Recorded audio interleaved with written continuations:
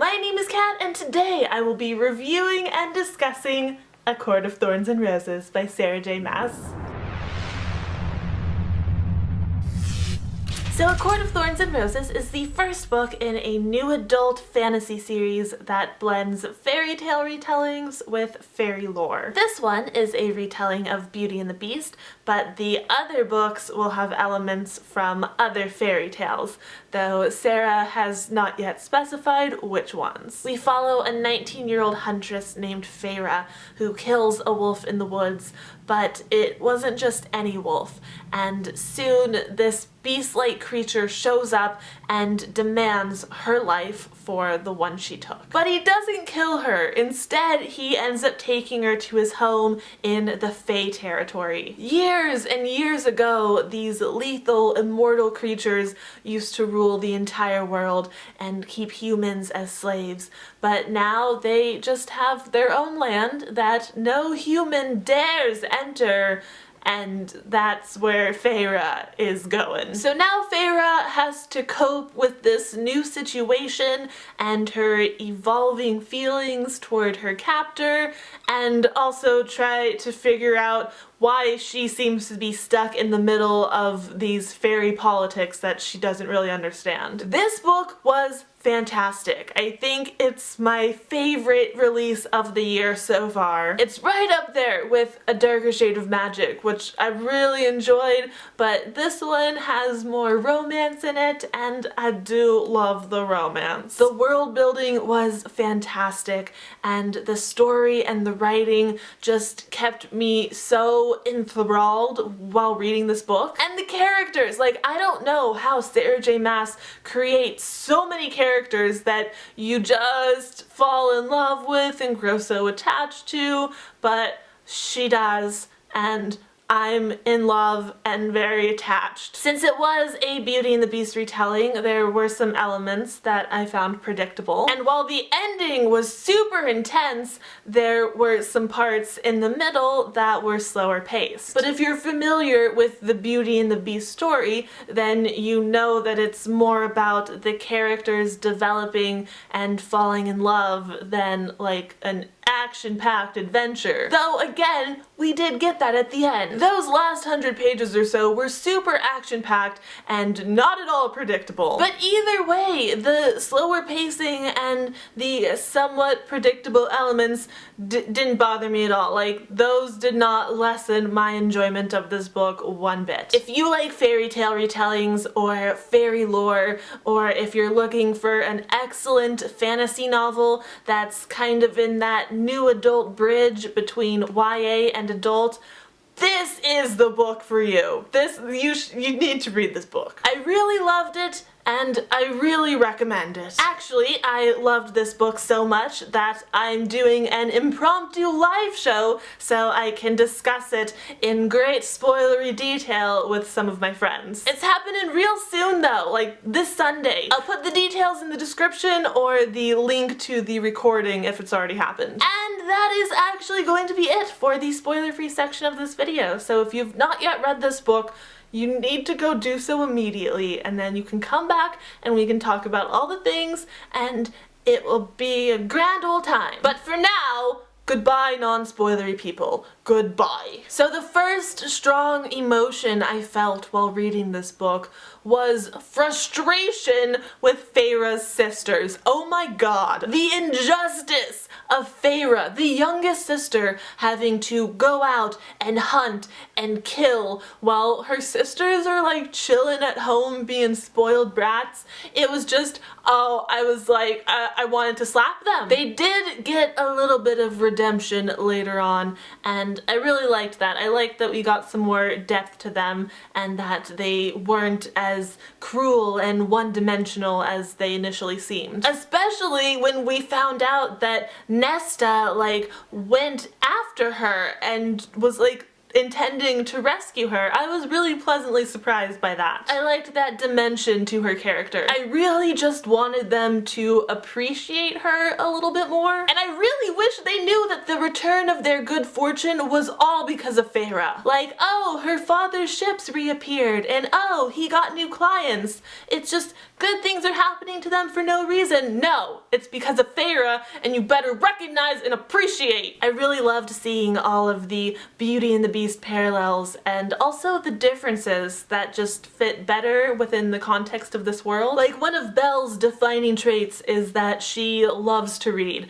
and then we have Feyre, who actually can't really read that well, but she loves to paint. And I thought that was just such a great, like, reversal of expectations. Feyre goes to the library and it's like, oh, books. But then she goes to the art gallery and it's like, ah. I liked how the masks were incorporated into the curse, kind of like the physical representation of them being cursed. The one thing, okay, Tamlin, actually not that beastly. Yes, he does have a beast form, but even with the mask on, he's still gorgeous. Like, you're not hiding that attractiveness with a little masquerade mask. And he was only ever kind to her, like, a little bit awkward at times, sure, but that was mostly just adorable. He was just trying to treat her right the entire time, so of course she's gonna fall in love with him. I fell in love with him.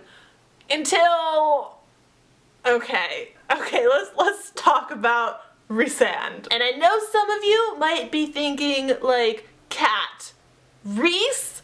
What? But I also know that some of you get me. Like, I thought I was alone in this ship, sailing solo, but there are Rhys shippers out there. I know you exist. You're with me. Let's talk about this. Now, when I started this book, I expected to come out of it shipping Tamlin and Feyre. And I do like them together. Like, I have nothing against their romance. I loved it. I thought it was great. However, I believe that Rhysand is the endgame relationship for Feyre.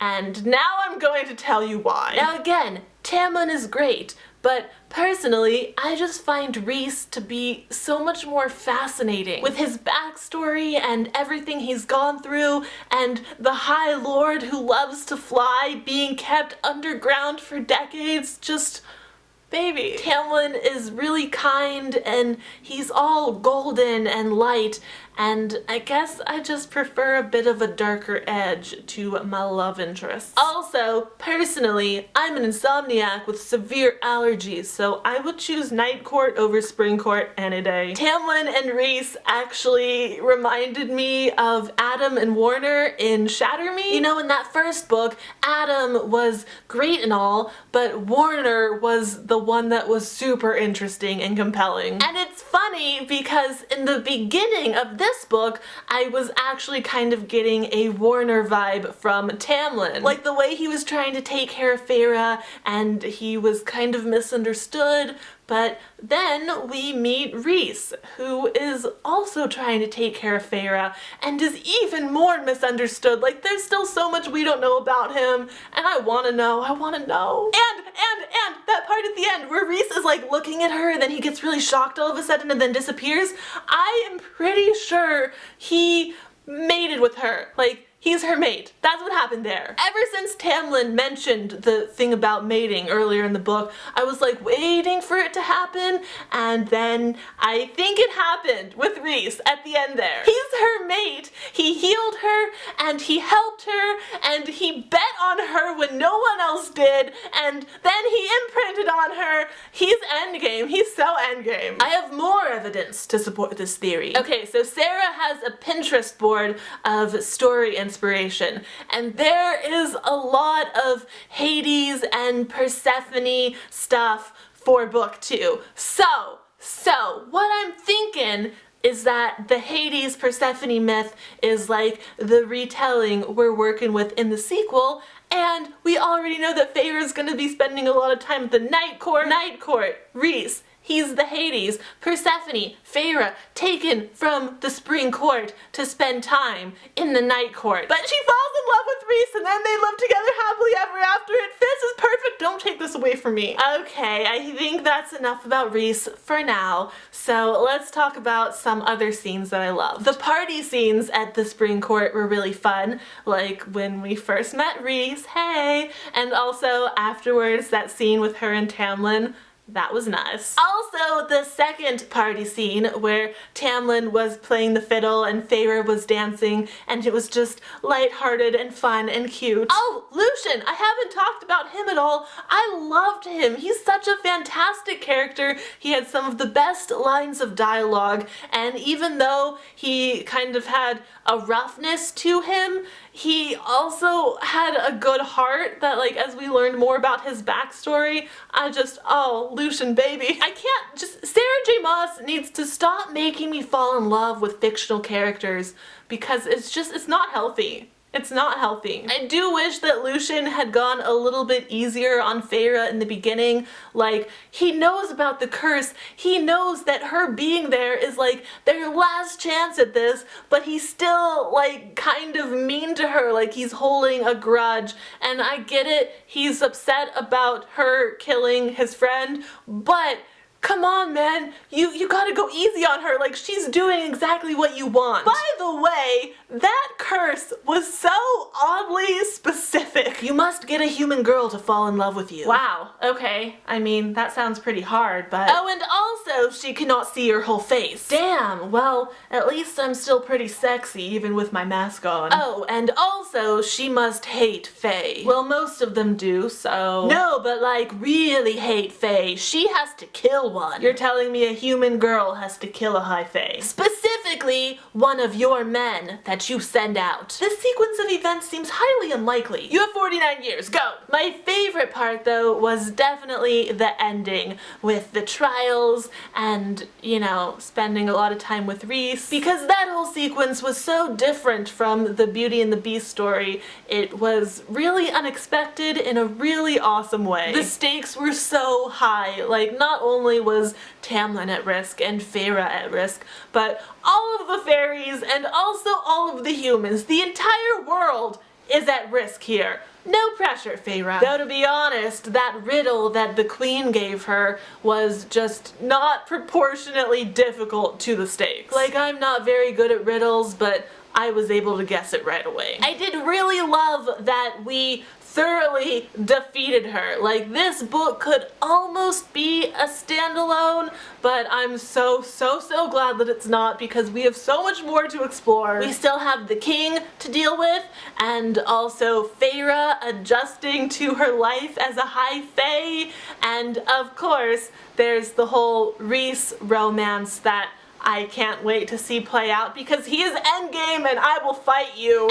Anyways, that is it. Those are all the things that I wanted to talk about for this video. Again, I will be discussing lots more in the live show. It should also be a very entertaining event because we're very split on the Rhys versus Tamlin front, and we're very passionate about our differing opinions. So, yup, Sarah J. Maas, ruiner of friendships. But yeah, that is gonna be it for this video today, so thank you so much for watching. I hope you enjoyed it. I hope you have a great night. I hope you ship Rhys, and I will have another video up soon, so I will see you then. Goodbye!